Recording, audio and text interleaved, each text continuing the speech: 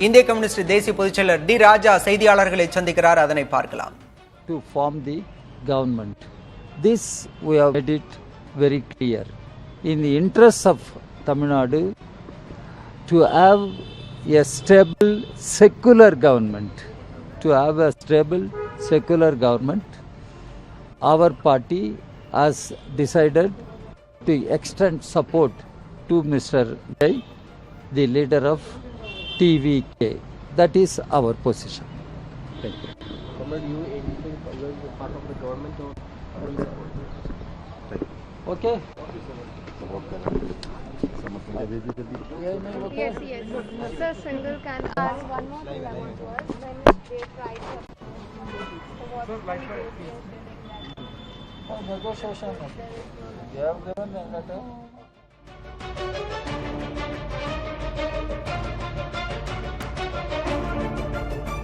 இந்திய கம்யூனிஸ்ட் கட்சியின் தேசிய செயலர் டி ராஜா செய்தியாளர்களை சந்தித்தார். அப்போது அவர் பேசிய போது எதற்காக தாவேகவுக்கு ஆதரவு அளித்தோம் என்று தெரிவித்தார். மதச்சார்பற்ற அரசு அமைவதற்காக தங்களுடைய ஆதரவை தெரிவித்திருப்பதாக இந்திய கம்யூனிஸ்ட் கட்சியின் தேசிய செயலர் டி ராஜா சற்று முன்பாக செய்தியாளர்களை சந்திக்கும் போது குறிப்பிட்டிருக்கிறார்.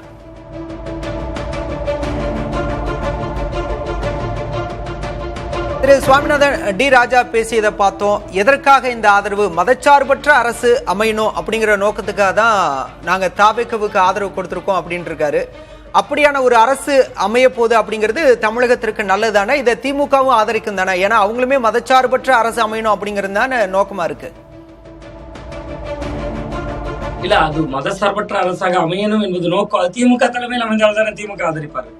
நீங்க அவர்கள் அதுதானே உருவாக்க புள்ளி. இல்ல, அவங்களோட மெயின் நோக்கம் பாஜக உள்ள வந்துடக்கூடாது, பாஜக உள்ள வந்துடக்கூடாது அப்படிங்கிறப்ப ஒரு மதச்சார்பற்ற அரசு அமைனால கம்யூனிஸ்டுகள் ஆதரவு தெரிவிக்கிறாங்க அப்படிங்கிறப்ப திமுக இது வந்து கம்யூனிஸ்டுகள் மேல கோவப்படுமா? இல்ல, கோவப்படுறதுக்கு இதுல இடமே இல்லை. கிட்டத்தட்ட 6 இடங்கள் தேவை. அந்த 6 இடங்கள் தேவை என்கிற நோக்கி அவங்க நேற்று போய் பார்த்துட்டாங்களே, முதல்வர்களையும் பார்த்துட்டாங்களே.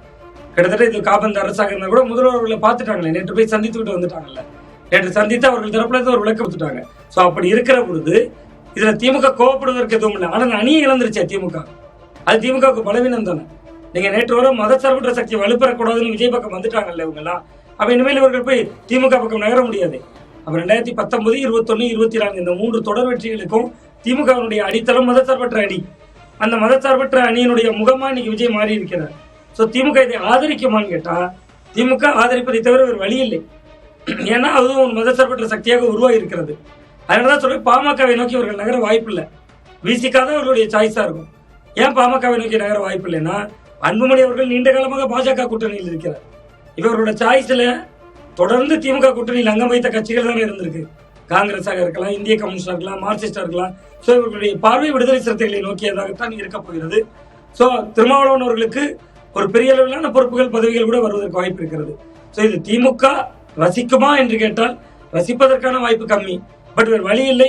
பாஜக என்கிற எதிர்ப்பு நிலையிலிருந்து இதை அவர்கள் அணுவதற்கு வாய்ப்பு இருக்கிறது.